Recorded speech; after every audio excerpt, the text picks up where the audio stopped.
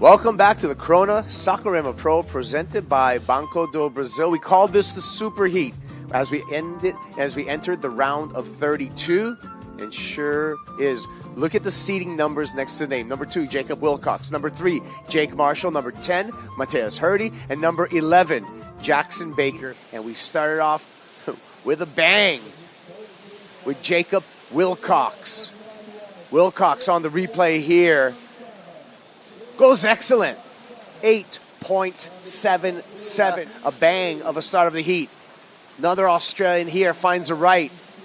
Jackson Baker, he clocks in a 7.33. So the two Australians off to a strong start, 7-7. On the backhand here, Mateus Herdy finds a long stretching left-hander.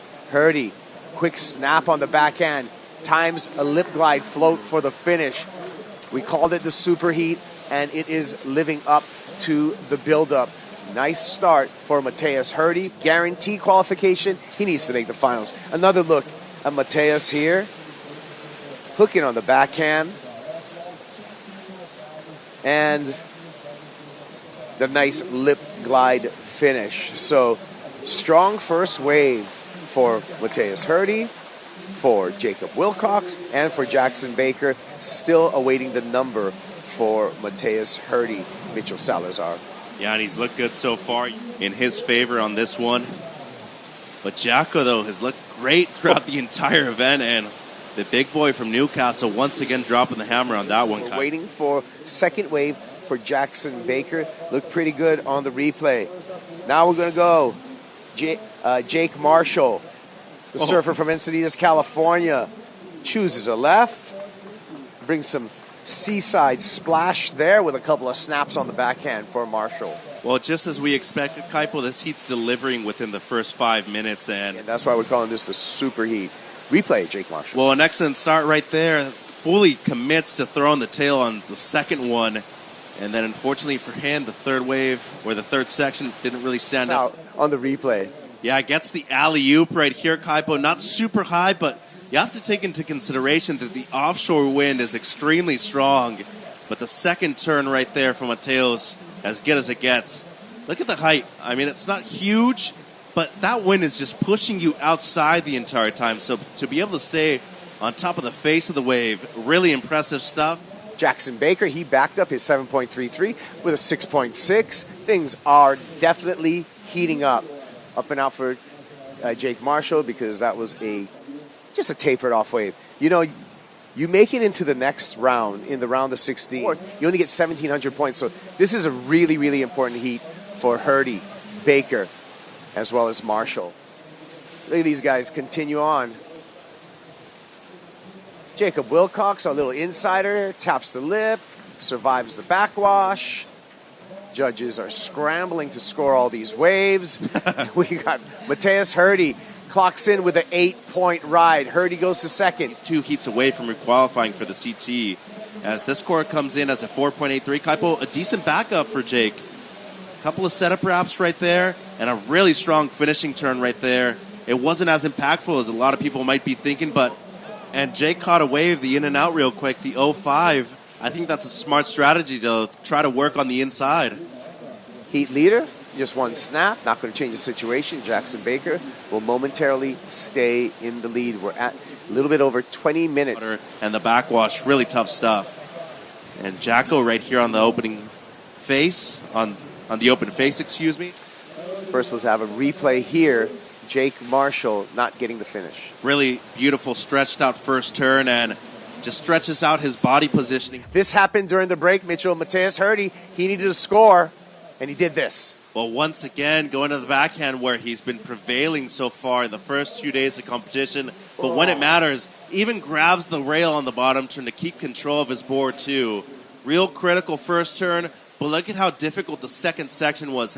Had to deal with the backwash, had to deal with the offshore wind, and somehow was able to manage a finish right there. Seems like the crowd loves it, we loved it, and the score's in, Kaipo. It's a massive one. A potential right. Might get caught inside, though. Seems like one of the biggest sets we've seen all day long. And Willcox has to give way here to Jackson Baker. Ooh. I don't want to speculate on what's going on. Meanwhile, Mateus Herdy carving down the line. Missed opportunity for the Brazilian there going down. Priority Jackson Baker switch. did lose his priority. Ooh, we still have 10 minutes to go. Replay. Mateus Herdy caught this one down the beach, but was unable to pull it off there. Caught the outside rail. Little overstretched on the second one. The defense was brilliant. He remains in second place because that looked like it was a well lined up wave. Jacko didn't need the priority here. Finds this one under priority and hammers that one home. And exactly what I said. Was going to be able to break away and catch a wave underneath everybody else's priority. And guess what? Very likely to improve on the 6.6. Are elevating their game right now, Kaipo. They're 1 and 2. This second turn of Jackson Baker, one of the best we've seen all event long. As vertical as you could possibly get, in the pocket, critical, and got a strong finish too. Should be pumped up because that was a brilliantly surfed wave. Power off the bottom, vert off the top here. And it's beautiful when you disappear too. Look at the second one.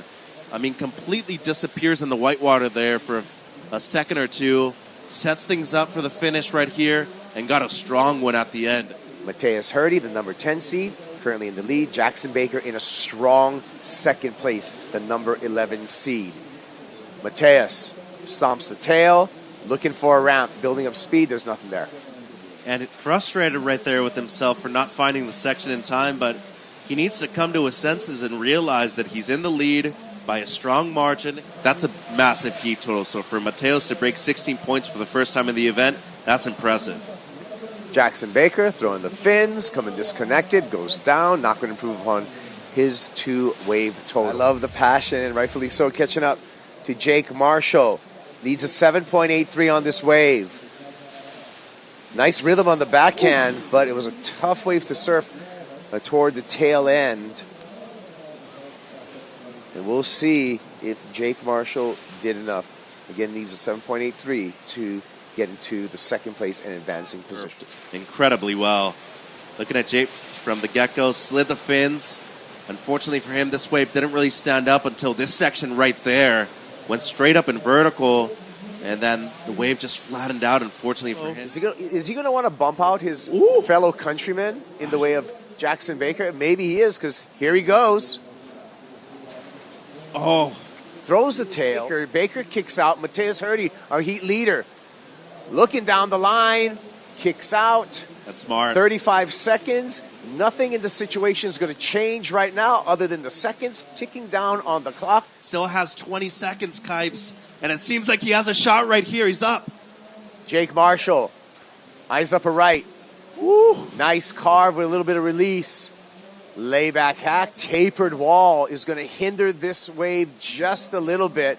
A 7.83 is a pretty big ask on that wave, and that wave just tapered out into the channel. And Jacko just dodged a bullet right there because that wave was shaping up to be the score that Jake needed.